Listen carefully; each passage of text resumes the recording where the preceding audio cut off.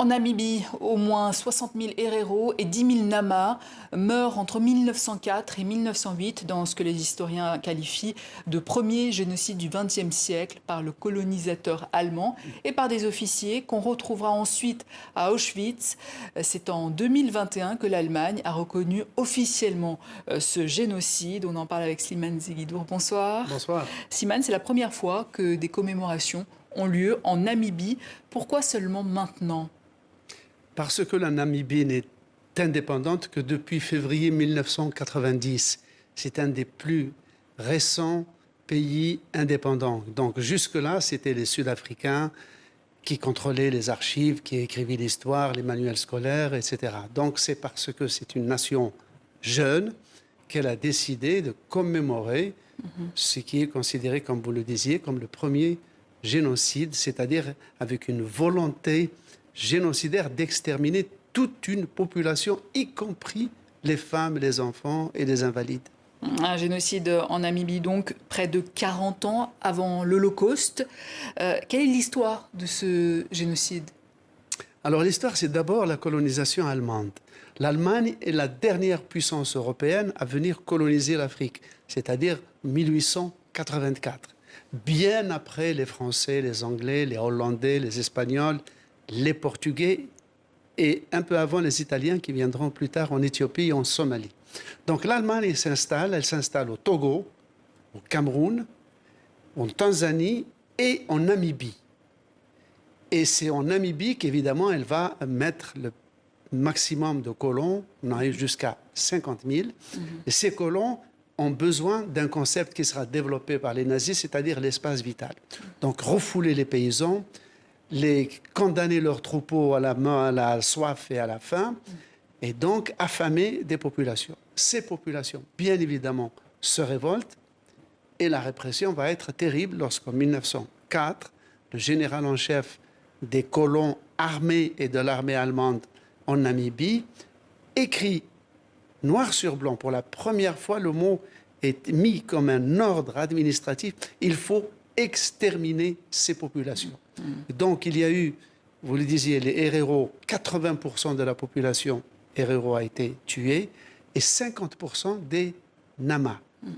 Et après cela, en 1914, l'Empire allemand n'a pas survécu et au traité de Versailles, les puissances, les vainqueurs ont enlevé ces positions coloniales à l'Allemagne et donc la Namibie est retombée dans le giron de l'Afrique du Sud et de l'apartheid. Il y a eu des camps de concentration et des expériences pseudo-scientifiques qui ont mis en place les autorités allemandes pour tuer tout à fait. En fait, les populations. Oui, vous avez tout à fait raison. C'est une répétition de ce qui sera fait à l'échelle industrielle et continentale en Europe au moment de la Deuxième Guerre mondiale et de l'Holocauste.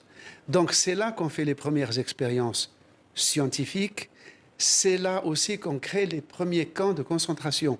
Et d'ailleurs, les premiers camps de concentration ont été créés aussi en Afrique du Sud par un jeune officier qui s'appelait Winston Churchill, contre des Blancs cette fois-ci, les colons, les bourgs, qui ont été mis dans des camps de concentration jusqu'à la mort de faim et de soif.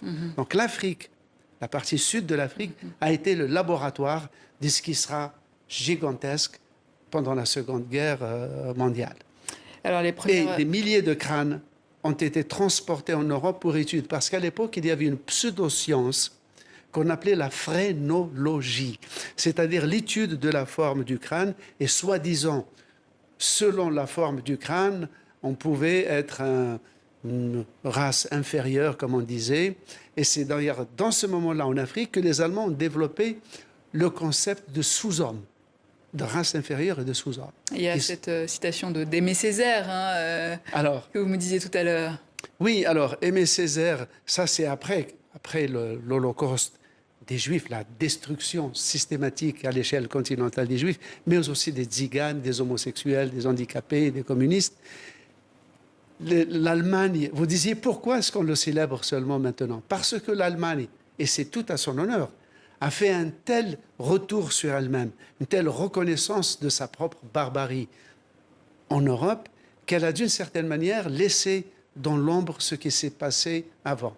D'où la phrase d'Aimé Césaire qui dit que, en fait, qui apparaît comme aberrant en Europe avec l'Holocauste et tous les massacres commis par les nazis en Europe, c'est quoi la Deuxième Guerre mondiale?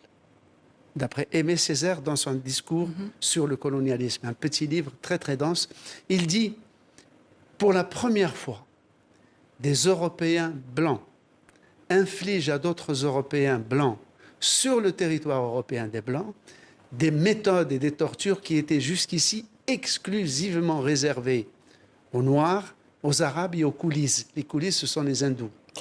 Les Indiens. Alors, les premières commémorations ont eu lieu cette année, alors que Gaza prend, selon certains, une tournure génocidaire. Il nous reste 30 secondes, si vous pouvez nous expliquer en quelques secondes. Oui, alors, le débat est né en Allemagne. Oui. Pourquoi? Parce que l'Allemagne, tout en étant consciente, tout en déplorant la dévastation et le carnage qui est à Gaza, continue jusqu'à ce jour de fournir un tiers des armes israéliennes qui contribuent à la dépopulation de Gaza. Donc c'est un débat en Allemagne et on demande, les scientifiques, les historiens, l'opinion publique demandent à l'Allemagne de réviser l'espèce de carte blanche qu'elle a donnée à l'État d'Israël. Merci Siman Zeguidour de nous avoir éclairé sur ce pan peu connu de l'histoire.